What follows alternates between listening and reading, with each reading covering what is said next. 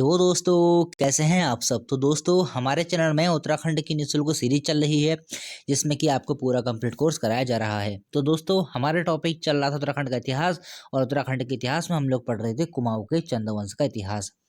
तो दोस्तों कुमाऊं के चंद्रवंश का इतिहास बस आपका कंप्लीट होने वाला है। आज हम लोग जो कुमाऊं के चंद्रवंश में जितने भी राजा हुए हैं उनकी जानकारी पूरी प्राप्त कर लेंगे, और इसके बाद एक दो वीडियो और आएंगे जिसमें हम लोग चंदों की जो प्रशासनिक व्यवस्था रही थी उसके बारे में हम लोग बात करेंगे। चलिए शुरू करते हैं। देखिए आज हम लोग क्या क्या पढ़ने वाले हैं। दीपचंद, मोहनचंद, प्रद्युम्न चंद, शिवचंद और महेंद्र चंद। तो इनके बारे में हम लोग पढ़ने वाले हैं। ज़्यादा कुछ है नहीं दोस्तों इनके बारे में, जो जो हमको जानकारी प्राप्त होती है हम लोग उनके बारे में अध्ययन करेंगे। चलिए शुरू करते हैं। सबसे पहले हम लोग दीपचंद से। और दोस्तों इससे पहले हम लोग उत्तराखंड का प्रागैतिहासिक काल, उत्तराखंड का आद्य ऐतिहासिक काल कंप्लीट कर चुके हैं, और उत्तराखंड में जो भी प्राचीन राजवंश स्थापित हुए थे उनके बारे में भी हम लोग अध्ययन कर चुके हैं। उत्तराखंड का भूगोल भी आपका काफ़ी कुछ कंप्लीट हो चुका है। और उसके बाद हमारा जो हमारा गढ़वाल का परमार वंश है वो भी यहाँ पे कंप्लीट हो चुका है। तो काफ़ी कुछ हमारा कवर हो चुका है उत्तराखंड का जो हमारा सिलेबस है। और अब हमारा शुरू किया हुआ था हमने कुमाऊं के चंद्रवंश का इतिहास, जो ये भी आपका कंप्लीट ही होने वाला है। तो चलिए शुरू करते हैं हम लोग दीपचंद से। अगर हम लोग बात करते हैं दीपचंद के शासनकाल की, 1747 से लेकर 1777 ईस्वी तक दीपचंद का शासनकाल रहता है। अगर हम लोग बात करें दीपचंद चंद्रवंश के किस क्रम का राजा रहेगा, तो यह रहेगा 57वें नंबर का राजा। चलिए ठीक है। समकालीन परमार शासक दीपचंद के कौन रहा था, ये रहेगा प्रदीप शाह। बहुत ही महत्वपूर्ण है आने वाले एग्जाम के लिए, क्योंकि जो प्रदीप शाह है वो भी महत्वपूर्ण शासक है और दीपचंद भी थोड़ा महत्वपूर्ण शासक है। चलिए ठीक है। फिर देखिए दीपचंद को चंद्रवंश का रंगीला बादशाह भी कहा जाता है। तो ये तो दोस्तों बहुत ही महत्वपूर्ण क्वेश्चन है, आने वाले एग्जाम के लिए क्वेश्चन बनेगा कि किस चंद्र शासक को कुमाऊं का रंगीला बादशाह कहा जाता है। तो आपका उत्तर क्या हो जाएगा, चंद्रवंश। दीपचंद को चंद्रवंश का रंगीला बादशाह कहा जाता है। फिर देखिए यहाँ से बहुत ही महत्वपूर्ण फैक्ट दोस्तों यहाँ से क्या बनता है कि 1761 ईस्वी में पानीपत का तृतीय युद्ध हुआ था, तथा इस युद्ध के समय जो कुमाऊं में चंद्रवंश का शासक रहेगा वो रहेगा दीपचंद। अब देखिए यहाँ से महत्वपूर्ण फैक्ट क्या है उसको हम लोग जानते हैं। देखिए जो ये दीपचंद है ना, ये दीपचंद जो रहेगा, यह जो पानीपत का तृतीय युद्ध हुआ था इस दीपचंद ने भी उस युद्ध में भाग लिया था। इसकी सेना, इसने अपनी सेना को भेजा था वहां पर उस युद्ध में भाग लेने के लिए। चलिए देखते हैं उसके बारे में हम लोग थोड़ा बहुत डिस्कस करते हैं। देखिए बात हो रही है 1761 के पानीपत के तृतीय युद्ध की। इस समय क्या होता है, जो मुगल बादशाह होता है वो होता है शाह आलम द्वितीय, और जो चंद शासक होते हैं वो तो मुगलों के ही अधीन होते हैं, और मुगलों और चंदों के काफ़ी अच्छे महत्वपूर्ण संबंध होते हैं। तो मुगल बादशाह शाह आलम द्वितीय के कहने पर ही दीपचंद ने पानीपत के तृतीय युद्ध में एक सैन्य टुकड़ी मराठों के विरुद्ध भेजी थी। तो ये बहुत ही महत्वपूर्ण फैक्ट है दोस्तों। अगर हम लोग बात करें कि जो ये टुकड़ी भेजी थी दीपचंद ने, वह उसका नेतृत्व कौन कर रहा था, बीरबल नेगी इस टुकड़ी का नेतृत्व कर रहा था। जो सेना दीपचंद ने भेजी थी मराठों के विरुद्ध शाह आलम द्वितीय के कहने पर, उस सेना का या फिर कह सकते हैं उस सैन्य टुकड़ी का जो नेतृत्व कर रहा था वो कर रहा था बीरबल नेगी। तो बहुत ही महत्वपूर्ण फैक्ट है दोस्तों आने वाले एग्जाम के लिए कि किस चंद्र शासक ने पानीपत के तृतीय युद्ध में भाग लिया था। तो आपका उत्तर क्या हो जाएगा, दीपचंद ने पानीपत के तृतीय युद्ध में भाग लिया था। और जो इसने सैन्य टुकड़ी भेजी थी उस सैन्य टुकड़ी का नेतृत्व कौन कर रहा था, वो कर रहा था बीरबल नेगी। और साथ ही दोस्तों यहाँ से एक क्वेश्चन आपको और नोट कर लेना है कि जागेश्वर के जो मंदिर हैं वहाँ पर भी दीपचंद की मूर्तियाँ मिलती हैं। तो ये भी बहुत ही महत्वपूर्ण क्वेश्चन है कि जागेश्वर मंदिर से किस चंद्र शासक की मूर्ति मिलती है। तो आपका उत्तर क्या हो जाएगा, दीपचंद की वहाँ से मूर्ति मिलती है। चलिए ठीक है, बढ़ते हैं हम लोग आगे। और जो भी यहाँ पर अब हम लोग शासक पढ़ेंगे ना, जितने भी शासक आएंगे चंद्रवंश में, मतलब इस समय जो कुमाऊं में चल रहा है वो चल रहा है अराजकता का काल। मतलब दरबार में काफ़ी षड्यंत्र हो रहे हैं, विद्रोह हो रहे हैं, अराजकता का माहौल बना हुआ है। जो दरबारी हैं वो खुद षड्यंत्रों में शामिल हैं। तो इस समय कुमाऊं में कुछ भी अच्छा नहीं चल रहा है। फिर देखिए दीपचंद के शासनकाल में राजसत्ता शिवदेव जोशी के अधिकार में ही रही थी। जैसे कि हम पढ़ रहे थे परमार शासक, तो परमार शासक जब हम लोग पढ़ रहे थे उस समय जब मैं आपको पढ़ा रहा था जयकर साहब, प्रदीप साहब, तो उस दौरान मैंने आपको ये सारी बातें बताई थी कि किस तरीके से जो कुमाऊं में चंद्र शासक रहेंगे उसमें जो जोशी मंत्री होते हैं उनका काफ़ी हस्तक्षेप होता है राज प्रशासन में। तो यहाँ पर जो जोशी मंत्री होंगे जैसे शिवदेव जोशी हैं, हर्षदेव जोशी हैं, इनका शासन प्रशासन में काफ़ी इनकी पकड़ होती है। और मतलब कह सकते हैं जो राजा होता है इन्हीं के हाथों की इसमें कुटपुतली बन के रह गया था। तो देखिए दीपचंद के शासनकाल में राज्य सत्ता शिवदेव जोशी के अधिकार में रही और शिवदेव जोशी ने राज्य के विद्रोहियों व षड्यंत्रकारियों पर अंकुश रखा था। मतलब कि जैसे कि काफी षड्यंत्र हो रहे थे, विद्रोह हो रहे थे, दीपचंद के काल में जो शक्ति रहेगी वो शिवदेव जोशी के हाथ में ही रहेगी और शिवदेव जोशी उस काम में सफल भी रहा था। मतलब कि इसने राज्य के विद्रोहियों व षड्यंत्रकारियों पर भी अंकुश रखा था। लेकिन इसी दौरान क्या होता है, 1764 में शिवदेव जोशी की मृत्यु हो जाती है। उसके पश्चात राज्य पुनः से षड्यंत्रों के जाल में फंस गया तथा राज्य में अराजकता का माहौल फैल गया था। देखिए, शिवदेव की हत्या के बाद कुमाऊं को अपार क्षति पहुंचती है। वह एक बुद्धिमान और कूटनीतिक के व्यक्ति था। इसकी मृत्यु के बाद क्या होता है, राज्य में षड्यंत्र शुरू हो जाते हैं। षड्यंत्रकारियों ने क्या किया था, शिवदेव जोशी के उत्तराधिकारी जो इसका रहेगा हर्षदेव जोशी, यानी कि शिवदेव जोशी का जो पुत्र रहेगा हर्षदेव जोशी, इसको भी इन्होंने कैद कर लिया। अब देखिए यहाँ पर दरबार में जैसे जोशी लोग थे, मेहरा और फरदयाल लोग थे, तो ये मेहरा और फरदयालों ने भी काफी षड्यंत्र यहाँ पर करने शुरू कर दिए थे। अब जो भी यहाँ पर इस समय कुमाऊं में अराजकता का माहौल फैल रहा है, इसमें सबसे बड़ा जो हाथ रहेगा वो रहेगा मोहन सिंह नाम के एक व्यक्ति का। तो इन सब षड्यंत्रों के पीछे कुटिल मस्तिष्क मोहन सिंह नाम का व्यक्ति ही था। मतलब जो भी यहाँ पर दरबार में काफी षड्यंत्र हो रहे थे, मतलब राजा जो था उसके खिलाफ षड्यंत्र हो रहे थे। मतलब जैसे क्या हो रहा था, कोई दरबारी है, अगर उसका कोई चहेता आदमी है तो वह राजा उसको बनाने में लगा हुआ था। मतलब इस समय कुमाऊं में कुछ जो स्थिति बनी हुई है वो एकदम से कह सकते हैं बहुत ही बेकार स्थिति बनी हुई है। इसी स्थिति का फायदा हम लोग देखेंगे 1790 में गोरखे भी उठाते हैं। तो ऐसी कुछ स्थिति यहाँ पर बनी हुई है। चलिए ठीक है, हम लोग बढ़ते हैं आगे। फिर देखिए दोस्तों, मोहन सिंह ने दीपचंद की जीवितावस्था में ही स्वयं को कुमाऊं का राजा घोषित कर दिया तथा 1777 ईस्वी में कुमाऊं की गद्दी पर बैठा। अब देखिए यहाँ पर दीपचंद जो कि राजा है अभी तक जीवित है, लेकिन उसी दौरान क्या हो रहा है, मोहन सिंह नाम का एक व्यक्ति होता है, यह स्वयं को कुमाऊं का राजा घोषित कर देता है और मोहन चंद नाम से कुमाऊं की गद्दी पर बैठ जाता है। तो इसी दौरान क्या होता है, राज्य में चले इन कलेशों के बीच 1777 ईस्वी में दीपचंद की मृत्यु हो जाती है। जब ये सारी कहानियां चल रही होती हैं, इतना अराजकता का माहौल चल रहा होता है, तो इसी दौरान कलेशों के बीच में ही 1777 ईस्वी में क्या होगा, दीपचंद की मृत्यु हो जाएगी और इसकी मृत्यु के बाद मोहन चंद बनेगा अगला राजा। तो मोहनचंद 1770 ईस्वी से 1779 ईस्वी तक राजा बनता है। चलिए ठीक है, ज़्यादा लंबा काल है नहीं, देखिए 1-2 वर्ष का ही इसका शासनकाल रहेगा। अगर हम लोग बात करते हैं कि मोहनचंद चंद्रवंश के किस क्रम का राजा रहेगा, तो ये रहेगा 58वें नंबर का राजा रहेगा। देखिए जैसे कि इस समय राज्य में अराजकता का माहौल फैल रहा है, तो इसी दौरान देखिए क्या होता है, मोहनचंद के समय तराई का क्षेत्र चोर डाकू लुटेरों अपराधियों की शरणगाह बन गया। तराई वाला क्षेत्र यानी कि जो हमारा ये दक्षिण वाला जो हमारा क्षेत्र आएगा, इस वाले क्षेत्र की हम लोग बात कर रहे हैं। तो इस वाले क्षेत्र में क्या होता है कि ये जो क्षेत्र रहेगा तराई वाला, यह चोर डाकू लुटेरों अपराधियों की शरणगाह बन गया। कानून व्यवस्था न होने के कारण इस क्षेत्र के कृषकों ने आत्मरक्षा में हथियार उठा लिए, जिसने इस क्षेत्र में लड़ाकू कृषक संस्कृति को जन्म दिया। तो दोस्तों होता क्या है, जैसे कि राज्य में कोई स्थायी रूप से कोई राजा बचा नहीं है, तो इस दौरान क्या होता है, जो नियम चल रहे हैं कोई उन नियमों का पालन नहीं कर रहा है और तराई वाला क्षेत्र है वहाँ पर कोई कानून व्यवस्था नहीं है। तो इस दौरान क्या होता है, जो कृषक है उन्होंने अपनी आत्मरक्षा के लिए ही स्वयं ही उन्होंने हथियार उठा लिए। तो इसी दौरान क्या होता है, इस क्षेत्र में लड़ाकू कृषक संस्कृति को जन्म मिलता है। तो इस प्रकार से दोस्तों क्वेश्चन बनता है कि किसी चंद्र शासक के समय तराई वाले क्षेत्र में लड़ाकू कृषक संस्कृति का जन्म हुआ, तो आपका उत्तर क्या हो जाएगा, मोहनचंद के समय ही तराई क्षेत्र में लड़ाकू कृषक संस्कृति का जन्म हुआ। चलिए ठीक है, बढ़ते हैं हम लोग आगे।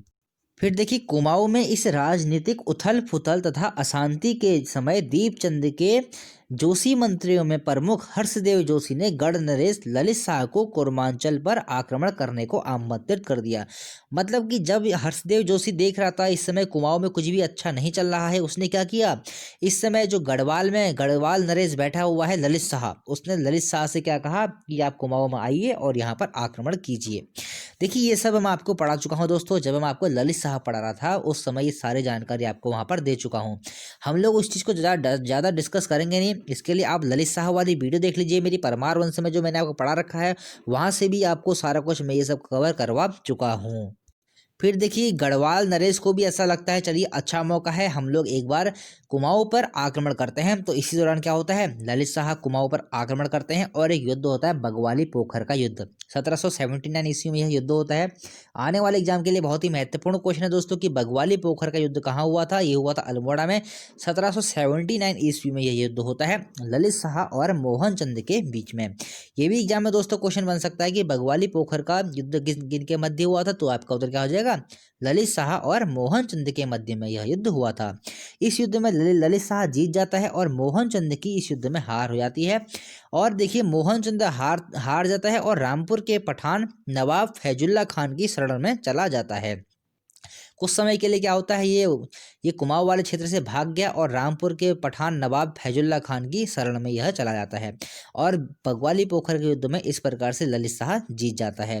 फिर देखिए इस युद्ध में ललित शाह के विजयी होने के बाद ललित शाह ने अपने पुत्र प्रद्युम्न शाह को हर्षदेव जोशी की सहायता से कुमाऊं का शासक बना दिया तथा प्रद्युम्न चंद के नाम से कुमाऊं की गद्दी पर बैठा। देखिए ये आपको सब कुछ दोस्तों मैं पढ़ा चुका हूँ ललित शाह वाली वीडियो में।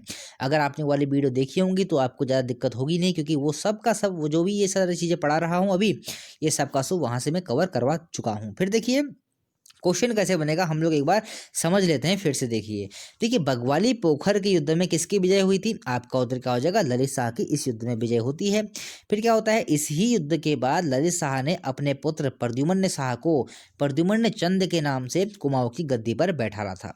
अब देखिए जिस समय ये युद्ध होता है बगवाली पोखर का युद्ध, इस युद्ध में गढ़वाली सेना का जो नेतृत्व करता है वो करता है प्रेमपति कुमारिया। तो क्वेश्चन बन सकता है दोस्तों बगवाली पोखर के युद्ध में गढ़वाली सेना का नेतृत्व किसने किया था। तो आपका उत्तर क्या हो जाएगा, प्रेमपति कुमारिया ने इस युद्ध में गढ़वाली सेना का नेतृत्व किया था। चलिए ठीक है, बढ़ते हैं आगे। तो देखिए मोहन चंद के बाद जो अगला राजा बनता है वो बनता है प्रद्युम्न चंद। जैसे कि मोहन चंद को भगा दिया है ललित शाह ने और अपने पुत्र प्रद्युम्न शाह को प्रद्युम्न चंद के नाम से कुमाऊं की गद्दी पर बैठा दिया है। ये देखिए एक बात आपको मैं और बताऊं, ललित शाह वाली आपको वीडियो देखनी बहुत जरूरी है परमार वंश में, क्योंकि वहाँ से मैंने एकदम इसको विस्तार से समझा रखा है। अब मैं एक ही चीज़ को दोबारा अगर मैं उसको बताऊँ, दोबारा से सब कुछ समझाऊँ तो उसमें आपका भी समय बर्बाद होगा, मेरा भी समय बर्बाद होगा और वीडियो भी ज़्यादा लंबी हो जाएगी। इसलिए आप ललित शाह वाली वीडियो देख लीजिए और प्रद्युम्न शाह वाली आप वीडियो देख लीजिए, वहाँ से आपको सारा का सारा सब कुछ समझ में आ जाएगा। देखिए प्रद्युम्न चंद हम लोग पढ़ लेते हैं थोड़ा बहुत। 1779 ईस्वी से 1786 ईस्वी तक इसका शासनकाल रहता है। अगर हम लोग बात करते हैं प्रद्युम्न चंद चंद्रवंश के किस क्रम का राजा रहेगा, तो 59वें नंबर का यह राजा रहता है। देखिए प्रद्युम्न शाह प्रद्युम्न चंद के नाम से गद्दी पर बैठता है क्योंकि यह एक परमार शासक था। जैसे कि मैंने आपको बताया ना, ललित शाह का यह पुत्र हुआ प्रद्युम्न शाह, लेकिन इसको गद्दी पर बैठालता है जब ललित शाह तो प्रद्युम्न चंद के नाम से ही इसको गद्दी पर बैठालता है। अगर हम लोग बात करते हैं कि प्रद्युम्न शाह या प्रद्युम्न चंद का प्रधानमंत्री कौन था, तो प्रद्युम्न चंद का प्रधानमंत्री रहेगा हर्षदेव जोशी। फिर देखिए बद्रीदत्त पांडे ने लिखा है कि प्रद्युम्न शाह मृत राजा दीपचंद के धर्मपुत्र यानी कि दत्तक पुत्र के रूप में प्रद्युम्न चंद के नाम से कुमाऊं नरेश घोषित हुआ। अब देखिए इस चीज को हम लोग समझ के चलते हैं। देखिए जिस समय प्रद्युम्न चंद गद्दी पर बैठता है तो इसको मान लिया जाता है कि यह दीपचंद का धर्मपुत्र यानी कि धर्मपुत्र दत्तक पुत्र यानी कि जो पुत्र ना हो, यानी जो पुत्र ना हो लेकिन पुत्र मान लिया गया हो। दत्तक पुत्र हम लोग कह सकते हैं, गोद लिया हुआ भी इसको हम लोग कह सकते हैं। तो इस प्रकार से यही भी क्वेश्चन दोस्तों बन सकता है कि जिस समय प्रद्युम्न चंद कुमाऊं की गद्दी पर बैठता है तो यह किस चंद राजा के दत्तक पुत्र के रूप में गद्दी पर बैठता है। तो आपका उत्तर क्या हो जाएगा, दीपचंद के धर्मपुत्र यानी कह सकते हैं दत्तक पुत्र के रूप में प्रद्युम्न चंद कुमाऊं की गद्दी पर बैठता है। बहुत ही महत्वपूर्ण क्वेश्चन है आने वाले एग्जाम के लिए। और प्रद्युम्न चंद का प्रधानमंत्री कौन था, ये बहुत ही महत्वपूर्ण क्वेश्चन है। हर्षदेव जोशी प्रद्युम्न चंद का प्रधानमंत्री था। चलिए ठीक है। फिर देखिए प्रद्युम्न शाह पहला परमार राजा था जो कुमाऊं की गद्दी पर बैठा। अभी तक आपने देखा होगा कोई भी परमार राजा ऐसा नहीं हुआ है जो कि कुमाऊं की गद्दी पर बैठा है, तो यह पहला ऐसा राजा होगा जो कि कुमाऊं की गद्दी पर बैठा। तो दोस्तों ये भी क्वेश्चन बन जाएगा कि प्रथम परमार राजा जो कि कुमाऊं की गद्दी पर बैठा था, तो आपका उत्तर क्या हो जाएगा, प्रद्युम्न शाह जो कि प्रद्युम्न चंद के नाम से गद्दी पर बैठा। और देखिए इसके समय पर भी क्या होता है, प्रद्युम्न चंद के समय पर भी क्या होता है, जो हर्षदेव जोशी होता है इसी के हाथों में शासन प्रशासन रहता है। तो ये दोस्तों जो जोशी मंत्री यहाँ पर चल रहे हैं चंद शासन में, इन्हीं के हाथों में सत्ता इस समय होती है। तो देखिए जो प्रद्युम्न चंद्र रहेगा 1779 ईस्वी से लेकर 1786 ईस्वी तक, तब तक तो रहेगा यह कुमाऊं का राजा। इसके बाद क्या होता है 1786 से लेकर 1804 तक, ये मैं आपको पढ़ा चुका हूँ, 1786 से लेकर 1804 तक ये रहेगा गढ़वाल के परमार वंश का राजा। अंतिम राजा रहेगा यह परमार वंश का प्रद्युम्न शाह। जबकि देखिए यहाँ से एक चीज आप लोग समझेंगे, जब प्रद्युम्न चंद जब कुमाऊं पर राज करता है तो यह प्रद्युम्न चंद के नाम से कुमाऊं पर राज करता है। उसके बाद क्या होता है 1786 में क्या होता है, जयकर शाह को यह हरा देता है, इसका भाई होता है। उसके बाद ये क्या करता है, गढ़वाल पर चले आता है और गढ़वाल पर अपनी सत्ता स्थापित करता है। तो 1786 ईस्वी से लेकर 1804 तक ये गढ़वाल पर भी राजा रहता है, लेकिन उस दौरान इसका नाम रहेगा प्रद्युम्न शाह। देखिए मैंने यहाँ पर लिख रखा है कि प्रद्युम्न शाह या फिर इसको शाह कहें चंद कहें, पहला राजा जो कि कुमाऊं व गढ़वाल दोनों जगह राजगद्दी पर बैठा था। मतलब कि जब यह कुमाऊं पर शासन करेगा उस दौरान इसको प्रद्युम्न चंद के नाम से जाना जाएगा, लेकिन जिस समय यह गढ़वाल पर शासन करेगा उस समय इसको प्रद्युम्न शाह के नाम से जाना जाएगा। देखिए इसके समकालीन जो परमार शासक रहेगा वो रहेगा जयकरत शाह। जयकरत शाह इसके समकालीन परमार शासक रहेगा। इसने देखिए प्रद्युम्न चंद ने गढ़वाल पर आक्रमण किया 1780 में जयकरत शाह के ऊपर। उसके बाद इसने पुनः से आक्रमण किया था 1785 ईस्वी में। उस समय वहाँ एक कपरौली का युद्ध होता है जो कि आपको मैं जयकरत शाह वाली वीडियो में पढ़ा चुका हूँ। फिर देखिए वहाँ पर एक जोशियाणी कांड जो कि 1785 में हुआ था, ये भी मैं आपको पढ़ा चुका हूँ। 1785 में आक्रमण हुए थे गढ़वाल पर, ये सारे की सारी जानकारी आपको जयकरत शाह वाली वीडियो में दे चुका हूँ। देखिए मैंने आपसे कहा ना, एक ही चीज़ को हम लोग दो दो बार नहीं पढ़ेंगे। आप दो दो बार अगर मैं डिटेल में जाता हूँ तो वीडियो लंबी होती है, तो आपको क्या करना है, जयकरत शाह वाली वीडियो आपको देखनी है। ये चीज़ आपको जानने के लिए डिटेल में जयकरत शाह वाली आप वीडियो देखिए, वहाँ से आपको सारी की सारी जानकारी मिल जाएगी। अगर आप मेरी सारी वीडियो देखते हुए आ रहे हैं तो आपने ये सब कुछ पढ़ लिया होगा। अगर आपने वो वीडियो नहीं देखी है तो आपको जयकरत शाह वाली वीडियो देखनी है, जहाँ से आपको इन आक्रमणों के बारे में, जैसे कि कपरौली का युद्ध हो गया, जोशियाणी कांड हो गया, और 1780 में जैसे कि जयकरत शाह के ऊपर आक्रमण किया था प्रद्युम्न चंद ने, तो ये सारी की सारी जानकारी आपको वहाँ से मिल जाएंगी। दो दो बार एक चीज़ को हम लोग डिस्कस करते हैं तो वीडियो भी लंबी होती है और साथ ही साथ में आपका समय भी खराब होता है। चलिए ठीक है, फिर देखते हैं आगे। तो ये देखेंगे दोस्तों कि क्वेश्चन बनेगा कि पहला ऐसा शासक कौन रहेगा जो कि, या फिर पूछ लेगा आपसे ऐसा कौन सा शासक था जो कि कुमाऊं और गढ़वाल दोनों जगह गद्दी पर बैठा है, तो आपका उधर क्या हो जाएगा, ये रहेगा प्रद्युम्न शाह, या फिर कह सकते हैं प्रद्युम्न चंद दोनों जगह गद्दी पर बैठता है। और पहला परमार राजा जो कि कुमाऊं की गद्दी पर बैठेगा वो रहेगा प्रद्युम्न शाह ही ऐसा राजा रहेगा जो कि कुमाऊं की गद्दी पर बैठेगा। चलिए ठीक है, बढ़ते हैं हम लोग आगे। फिर देखिए होता क्या है, 1786 में जो प्रद्युम्न चंद होता है वो पुनः से गढ़वाल में आ जाता है, और उसके बाद क्या होता है, वहाँ पर गढ़वाल पर प्रद्युम्न शाह के नाम से शासन करने लगता है जो कि 1804 तक करता है। लेकिन 1786 में जो मोहन चंद होता है, जैसे कि मैंने आपको बताया ना, मोहन चंद जो हम पहले पढ़ चुके हैं, मोहन चंद जो भाग गया था रामपुर के सरदार के पास, उसमें क्या होता है, मोहन चंद पुनः से वापस आता है कुमाऊं पर, और 1786 ईस्वी में मोहन चंद पुनः राजसत्ता प्राप्त करने में सफल हो जाता है। किंतु 1788 में ही हर्षदेव जोशी ने इसकी हत्या करवा दी थी। ये देखिए जयकरत शाह वाली आप वीडियो पढ़ेंगे ना, वहाँ से आपको हर्षदेव जोशी के बारे में भी सारी डिटेल मिल जाएंगी। एक आएगी आपके पास प्रद्युम्न शाह वाली वीडियो, एक आएगी आपके पास जयकरत शाह वाली वीडियो, और एक आएगी आपका ललित शाह वाली वीडियो। यहाँ से सारी की सारी चीज़ें मैं आपको पढ़ा चुका हूँ, ये जो भी चीज़ें आपके सामने आ रही हैं। फिर देखिए मोहन चंद पहला ऐसा चंद शासक है जो कुमाऊं की गद्दी पर 2 बार बैठता है। देखिए एक बार तो पहले बैठ चुका है, लेकिन दूसरी बार ये पुनः से गद्दी पर बैठता है 1786 में। इस प्रकार से क्वेश्चन बन सकता है दोस्तों, चंद वंश का ऐसा कौन सा शासक है जो कि कुमाऊं की गद्दी पर 2 बार बैठा, तो आपका उत्तर क्या हो जाएगा, मोहन चंद कुमाऊं की गद्दी पर 2 बार बैठा। हालांकि अगर जब हम चंद वंशावली की बात करते हैं तो इसकी गणना एक ही बार की गई है, एक ही बार इसको बताया गया है कि जो राजा बनता है, तो एक ही बार इसकी गणना की गई है। हालांकि यह गद्दी पर 2 बार बैठता है। फिर देखिए जैसे कि इसकी 1788 में इसकी हत्या हो जाती है, हर्षदेव जोशी इसकी हत्या करवा देते हैं, और उसके बाद फिर बनता है शिवचंद अगला राजा। बहुत ही कम समय के लिए 1788 में ही राजा बनता है, और 1788 में ही इसकी मृत्यु हो जाती है। अगर हम लोग बात करते हैं कि शिवचंद चंद्रवंशी के किस क्रम का राजा रहेगा, तो ये रहेगा 60वें नंबर का राजा रहेगा। देखिए हर्षदेव जोशी ने शिवचंद को गद्दी पर बैठाया था। जैसे कि मैंने आपको बताया ना, जो जोशी लोग होते हैं कुमाऊं वाले क्षेत्र में, जो इस सत्ता पर इनका काफ़ी नियंत्रण रहता है, तो हर्षदेव जोशी ने ही क्या किया था, मोहन चंद की हत्या करवाई। उसके बाद शिवचंद को गद्दी पर बैठा दिया तथा शिवचंद हर्षदेव जोशी के हाथों की कठपुतली था। ज़्यादा कुछ जानकारी है नहीं शिवचंद्र के बारे में। फिर देखिए अगर हम लोग बात करते हैं कुमाऊँ के चाणक्य के नाम से किसे जाना जाता है, तो आपका उत्तर क्या हो जाएगा, हर्षदेव जोशी को कुमाऊँ के चाणक्य की उपाधि दी गई है। तो दोस्तों क्वेश्चन बन सकता है कि कुमाऊँ का चाणक्य किसे कहा जाता है, तो आपका उत्तर क्या हो जाएगा, हर्षदेव जोशी को कुमाऊँ का चाणक्य कहा जाता है। चलिए ठीक है, बढ़ते हैं आगे। तो दोस्तों इस समय जैसे कि कुमाऊं में अराजकता का माहौल चल रहा है, राजा आ रहे हैं, 1 या 2 वर्ष के लिए राजा बनते हैं, उनके बाद उनकी हत्या हो जा रही है, तो वैसे ही कंडीशन चल रही है। फिर देखिए जो अगला राजा बनता है वो बनता है महेंद्र चंद। इसका जो शासनकाल रहता है 1788 से लेकर 1790 तक, मात्र 2-3 वर्ष का शासनकाल रहता है। कुछ ऐसी विशेष बातें रहती नहीं है इनके शासनकाल में, बस 2-4 बातें हैं, हमको वही पढ़नी है। अगर हम लोग बात करते हैं महेंद्र चंद चंद्रवंश का किस क्रम का राजा रहेगा, तो आपका उत्तर क्या हो जाएगा, 61वें नंबर का यह राजा रहेगा और यह रहेगा अंतिम चंद्रवंश का राजा। अगर हम लोग बात करते हैं समकालीन परमार शासक की, तो आपका उत्तर क्या हो जाएगा, प्रद्युम्न शाह। जैसे कि महेंद्र चंद्र अंतिम चंद्रवंशी राजा रहेगा, तो यहाँ से ये फैक्ट महत्वपूर्ण हो जाता है कि इसके समकालीन परमार शासक कौन रहेगा, तो आपका उत्तर क्या हो जाएगा, प्रद्युम्न शाह इसके समकालीन शासक रहेगा। फिर देखिए महेंद्र चंद चंद्रवंश का अंतिम राजा रहेगा, बहुत ही महत्वपूर्ण क्वेश्चन है दोस्तों, एग्जाम में कई बार आ भी चुका है कि चंद्रवंश का अंतिम राजा कौन था, तो आपका उत्तर क्या हो जाएगा, महेंद्र चंद चंद्रवंश का अंतिम राजा था। अब देखिए महेंद्र चंद्र लाल सिंह का पुत्र था। देखिए यहाँ पर थोड़ी सी कंफ्यूजिंग है, अलग अलग इतिहासकारों की बातें हैं।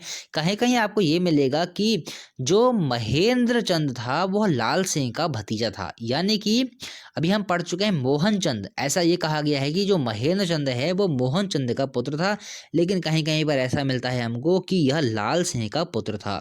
तो यहाँ पर से काफ़ी जो हमें थोड़ी सी यहाँ पर डाउट से मिलते हैं, लेकिन हालांकि ऐसे एग्जाम में क्वेश्चन आएगा नहीं। आपको ये याद रखना है कि महेंद्र चंद चंद्रवंश का अंतिम राजा था। देखिए महेंद्र चंद लाल सिंह का पुत्र था जिसका नाम महेंद्र सिंह था, परंतु लाल सिंह ने इसे महेंद्र चंद के नाम से गद्दी पर बैठाया था। अब ये लाल सिंह कौन था, ये लाल सिंह रहेगा जो हम पढ़ चुके हैं पीछे मोहन चंद, जो कि पहले मोहन सिंह था, बाद में जब यह कुमाऊं की गद्दी पर बैठता है तो मोहन चंद के नाम से गद्दी पर बैठता है, तो उसी मोहन चंद का जो भाई था वो था लाल सिंह। तो इसी लाल सिंह ने अपने पुत्र को गद्दी पर बैठाया था जिसका नाम महेंद्र था, लेकिन लाल सिंह ने इसे महेंद्र चंद के नाम से गद्दी पर बैठाया था। अब इसी महेंद्र चंद के समय क्या होता है, कुमाऊं पर प्रथम गोरखा आक्रमण होता है। अभी तक देखिए उत्तराखंड की बात करें या फिर हम बात करें कुमाऊं की, अभी तक कोई भी गोरखा आक्रमण इस ओर नहीं हुआ है। तो इस प्रकार से पहला गोरखा आक्रमण होता है कुमाऊं में 1790 में, बहुत ही महत्वपूर्ण डेट है। तो देखिए अगर हम लोग बात करते हैं गोरखा आक्रमण की, देखिए गोरखों को कुमाऊं पर आक्रमण करने का आमंत्रण हर्षदेव जोशी ने ही दिया था, जैसे कि ललित शाह को भी कुमाऊं पर आक्रमण करने का निमंत्रण किसने दिया था, वो दिया था हर्षदेव जोशी ने। और देखिए यहाँ पर गोरखों को भी कुमाऊं पर आक्रमण करने का आमंत्रण कौन दे रहा है, वो दे रहा है हर्षदेव जोशी। तो यहाँ से दोनों क्वेश्चन आपको याद रखने हैं, ललित शाह और गोरखों को कुमाऊं पर आमंत्रण किसने किया था, यानी कि आक्रमण करने के लिए, तो आपका उत्तर क्या हो जाएगा, ये किया था हर्षदेव जोशी ने। आने वाले एग्जाम के लिए बहुत ही महत्वपूर्ण फैक्ट है।